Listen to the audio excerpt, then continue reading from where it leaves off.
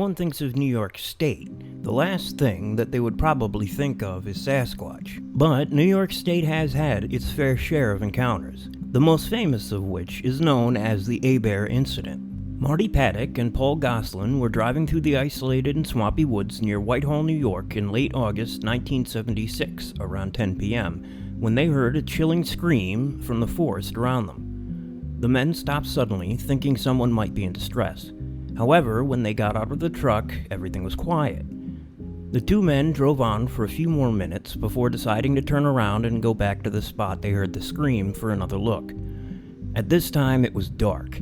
Among the shadows, something large moved along the barbed wire fence flanking the road. To the men's recollection today, it seemed to tower nearly 8 or 7 feet tall on 2 legs. And then the creature slowly began heading towards them. Goslin yelled at Paddock, urging him to floor the old truck they were driving in. The men sped away into the night, leaving a wake of tire tracks and fumes behind them. In short order, they arrived at the Whitehall police station, where they were met with the sort of reticence to investigate one might expect. But undaunted, the men enlisted the aid of another friend and returned to the site. The trio didn't have long to wait before the creature again emerged in the distance. Now Goslin and Paddock had another witness, and so then they returned to the police station. And as luck would have it, Paul Goslin's brother, Officer Brian Goslin, was on duty when the men returned to the station. This brotherhood, coupled with the fact that theirs was not the first such report, prompted the officer to take the men's story more seriously. His first inclination, as a rational man, was to believe the men either misidentified something more common or were the victims of a prank. However, upon learning the location was outside Whitehall jurisdiction, Officer Goslin sent the information along to the state police, who converged at the site and began scouring the locale for clues. He was unable to go himself and regretted this fact later. One officer was heard yelling, "What the hell was that?" from the crowd. All eyes followed his towards the heart-stopping sight of a strange bipedal form as it sauntered back into the dense brush.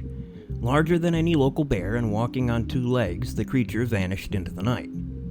The men raced to where it stood only moments before, and they were shocked to discover footprints that, despite being 3 times larger, were very similar to a man's.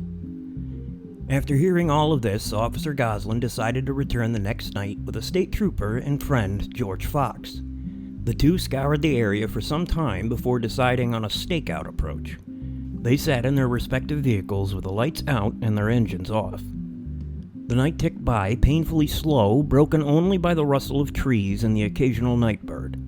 Officer Goslin got out to stretch his legs when he heard heavy footfalls from the dark woods beyond. His partner's voice erupted from the CB radio in his car. "Brian, I hear something." Goslin heard something big moving through the trees and tall grass. He grabbed his .357 Magnum and hid behind his door. Goslin guessed the thing must have been more than 300 pounds based on the footfalls.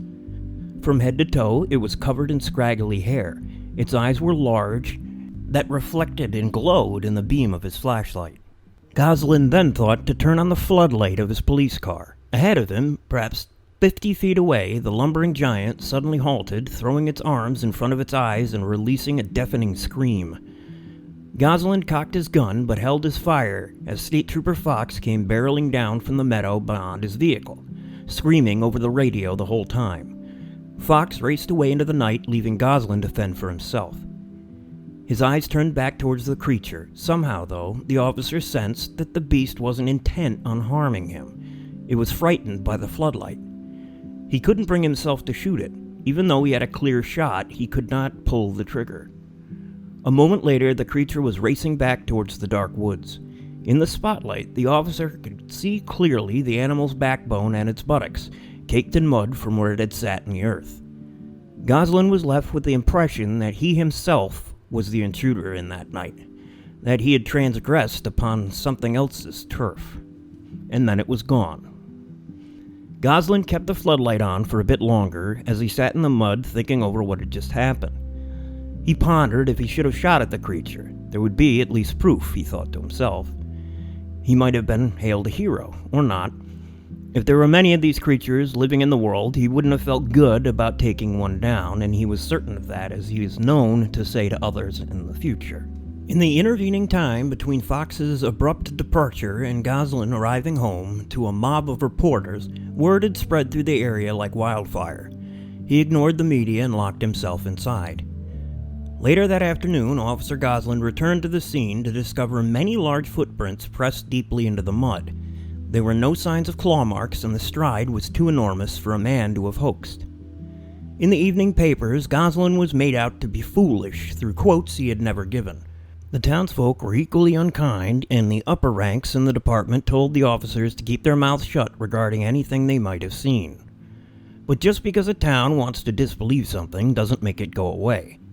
The next day, reports came in of something monstrous reportedly crossing near the Poultney River, which divides New York and Vermont. From its muddy banks, state police were able to cast one of the giant footprints. No conclusion could be reached.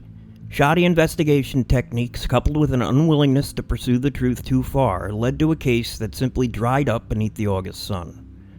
By September, the furor was subsiding, and men like Officer Goslin lied about what transpired for decades thereafter.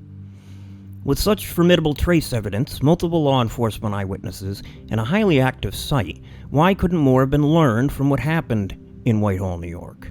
There was no need for convenient explanations of a trans-dimensional portal to dismiss why the beast remains elusive. This fiasco lies squarely on the shoulders of human failings. But this case was certainly not the only one to come out of Whitehall, New York. Within about a mile from Abair Road, and a few nights after the original sightings, a schoolteacher encountered a large 7 to 8 foot tall creature that crossed the road directly in front of her car near an apple orchard. A quantity of partially eaten apples were found. There were also indications that something large and heavy had walked through the area, but nothing in the way of toes could be distinguished. The orchard owner's dogs were barking and whining throughout the night. Nights later, following the Abair Road incident, a deputy sheriff, wishing anonymity, on patrol saw a large figure in the field. His description goes as follows. I didn't have any binoculars with me, so I was unable to see the face. It was 75 to 100 yards away, moving along a hedgerow. I stand 5 feet 8 inches, and I could barely see over the hedgerow, and his shoulders and arms were above it. It swung its arms with a stride, so I put my spotlight on it. It was no bear, of that I'm sure. It walked the length of the hedgerow, which is 40 to 50 yards. I just can't explain it. It had long arms, and it was furry. I watched it cut down across Abair Road and through the pines down a long Waite Road. I wouldn't say it walked with a 5-foot stride from the impressions I saw in the meadow. The only comparison I can make is I have this big sergeant, and he's well over 6 feet, weighs about 300 pounds. He wears a size 56 jacket. He has to stoop down when he comes through a doorway. The thing I saw was bigger than him. The deputy's interest in the creature pursued him even when off duty. He had said, my wife, 2 other family members, and myself on September 7th journeyed to some of the most remote areas along the Poultney River in hopes of getting a good look at the creature or at least find its footprints. Everything's been flooded and all the sediment sand is scattered along the intervals and all along the riverbanks, making it ideal to find prints. It's that fine silt and sand, and it dried hard. I found my tracks right on the Poultney River between Gould Road and Abair Road, where the bridge comes across from Vermont. I went along the riverbank. That's where we found the tracks and the one good print I was able to make. It looks to me like he came up from the river, stepped on a moss-covered log, and you can see where the foot slid off, leaving a large impression. It's heavy, and where I could walk along the bank where it had given way, I found a heel mark. That impression was about 6 inches deep. The sediment was wet there. We had several days of recent rain, and there was about 2.5 inches of sand that washed off the bank and obliterated some of the tracks. There was a rivulet right along next to one of the prints. The 3 prints that I've measured looked like it was made by the same one. The cast that I made of one of the better prints measured 19.5 inches long from big toe to heel, 8.5 inches across the toes. Across the arch is about 5.25 inches, and the heel 1.25. When I walked on it, in a normal walk, it hardly sunk or bruised the sand, and I weigh 220 pounds. The impressions I found were pressed a good 1/2 inch into the sediment deposit. What I believe to be a nesting area sits right on the interval. Brush was deposited there from the flooding earlier in the spring. The bush was treaded down to the center like something large had bedded there. There were chunks of bark laid on the ground covering the wet sand under an old tree. It had to be something large that had done it, and intelligent. The cast was then borrowed for a study for 2 weeks. It was returned without a written report on the findings. The deputy then continued, "A carcass of a 125-pound deer was found torn apart in a field off of Abair Road. One lady lost a colt and some goats. I don't think it has anything to do with what we're talking about."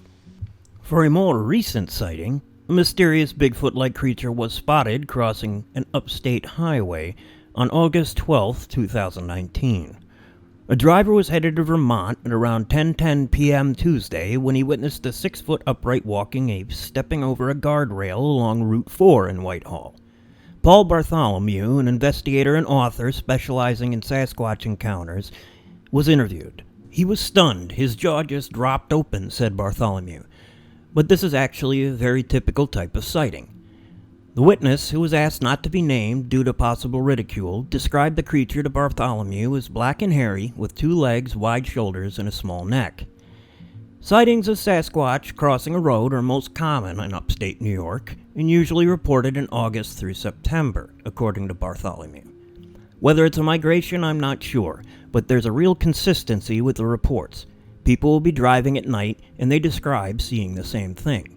A forest road is the most likely a place for a person to have the opportunity to see the creature.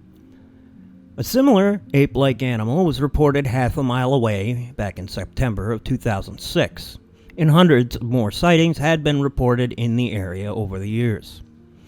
On Tuesday, the driver wasn't able to snap a photo of the beast because it happened too quickly, he said. The animal left no footprints due to the rugged terrain. Sightings in Whitehall will continue, but I suppose it is best summed up by Police Sergeant Wilfred Goslin. "I'm not saying that this is a monster or anything else, but there is something out there, and it's no animal that belongs in the northern part of this state." This has been another Unknown Files. If you enjoyed it, please leave a like and subscribe, and join us here at Unknown Territory every Tuesday and Friday for more creepy cryptid content.